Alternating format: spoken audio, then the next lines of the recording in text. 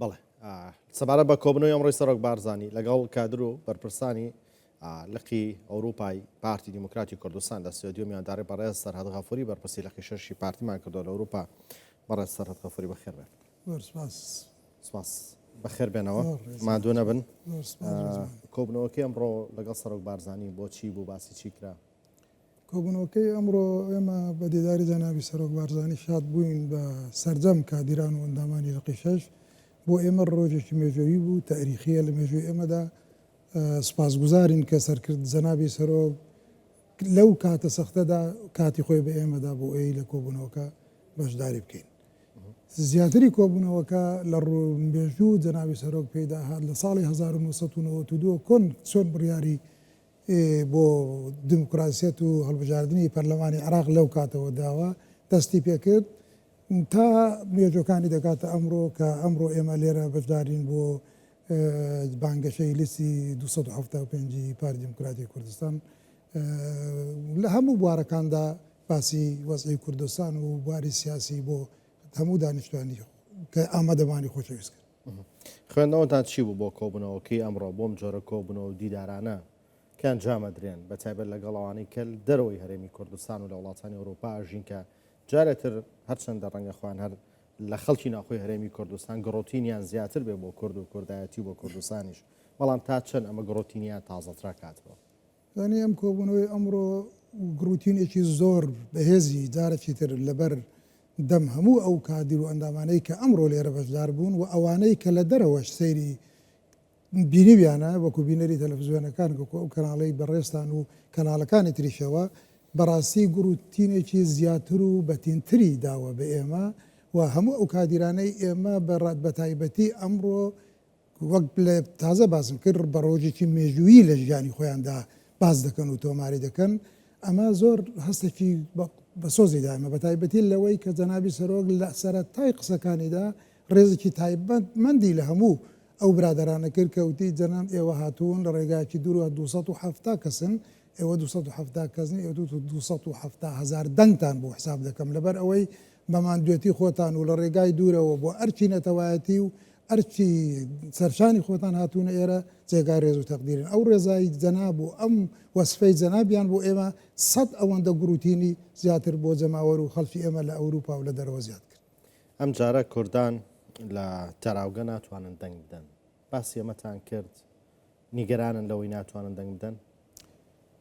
لەگەر جەنابی سەرۆک باسی ئەوەمان نەکرد بەڵام جاری تریش و ئێستاش و پێشتریش باسمان زۆر لەسەر ئەوە کردووە کە ئەمە دوو جارە ئێمە ناتوانین بەداخەوە حکوومەتی عێراق ئێمە بێبەش دەکات لە مافی خۆمان ئەوە بۆ ئێمە بەڕاستی ئەرکەکی زۆر قورسەوە زۆریش ناخۆشە لەبەر ئەوەی مافی حەقی شخصی ذاتی خۆمان لە ئێمە دەستاندراوەتەوە بۆیە داوامان کرد و ئێساش لێرەشەوە داوای دەکەین دووبارەی دەکەمەوە کە ئێمە پێویستمان بەوەیە ئەو ئازادیەمان پێ بدرێ و لە ناو سەرتاسەری ئەوروپادا ئەوانەی دەربەدەرن لە هەموو دنیادا یاسا هەیە قانون دەتوانن دەنجی خۆیان بدەن لەکوێ لە ناو سەفارەتەکان لە ناو قونسوولەکان لە شوێنی تر دەتوانن سندوق دانێن بۆ ئەوەی خەڵک بتوانێت ئەرچی سەرشانی خۆیان مافی خۆی بە دەنجی خۆی جێبەجێ بکە. پێویست بوو ئەوەش لەگەر ئێمە بکراوە بەداخەوە ئەوە دوو جارە ئێمە بێبەش دەبین هیوادارین لە جاری داهاتوودا ئەمە ڕەچاو بکرێ و ئەم خەڵکەی کە لە دەرەوەیە هیچی تر بێبەش نەکرێت لە مافی خۆ. بەڵێ سەبارەت بە کارکردنی سیاسی لە تاراوگە چۆن باس کراوە ئایا ئەرکتان قورسە لە دەرەوەیان ئەرکتان ئاسانترەوە تا چەند دەتوانن لە ڕێگەی کاری سیاسی و لە ئەوروپا پاڵپشتی بۆ کورد بەدەست بێنن لۆبی بۆ کورد بەدەست بهێنن. ئەرچی ئێمە ئەرکێکی قورسە وەکو ئێرە نییە ئەندا ئاسان ئێمە ئەرچی ئێمە لە زۆر ڕووەوە قورسترە لەوەی ئێرە سەبەبەکە چیە؟ لە سەبەبی قورسیەکەی لەوەدایە کە ئێمە دەبێتە عامل لەگەر کەلتور و ڕەوش و سیاسەتی ئەو وڵاتانە بکەین کە تێیدا دەژێن. ئێمە لە 27 وڵات کار دەکەین لەم 27 وڵاتە دەبێت هەر وڵاتە و قانون و یاسایەکی تایبەتمەندی خۆی هەیە دەبێت بۆ ئەمە لەگەر هەر وڵاتێک ئێمە جۆری سیاسی خۆمان کەلتوری خۆمان لەگەر ئەو وڵاتە بگونجێنین بۆ ئەوەی بتوانین خزمەت بە خاک و وڵاتەکەی خۆمان بکەین. ئەوان لە ڕێی ئێمەوە لە ڕێ ئەو خەڵکەی کە لەوێ دەژێ سەیری کوردستان دەکەن ئایا ئێمە بە چ شێوەیەک ڕفتار دەکەین چۆن دەتوانین لەگەر گەلی ئەم وڵاتە هەڵس و کەوت و دانیشتن بکەن بۆ ئەوەی ڕێی ئەوان بەلای خۆماندا ڕابچێشین بۆ ئەوی خزمەت بە خاک و وڵاتی خۆمان بکەین. بەڵێ بۆ چوونی ئەوان چی بۆ تا ئاسا لەسەر کورد و لەسەر پرۆسی سیاسیش لە کوردستانە؟ تا ئەمڕۆ ئێستا زۆر گۆڕاوە بەڕاستی پێشان ئەرچی ئێمە زۆر لە ئێستا قورستر بوو، بەڵام لە دوای بە تایبەتی لە دوای ئەو وەزعی کە شەڕی داعش ڕوویدا و پێشمەرگە بووە دیفاعکەری مرۆڤایەتی و ئینسانیەت لە سەرتاسەری دنیا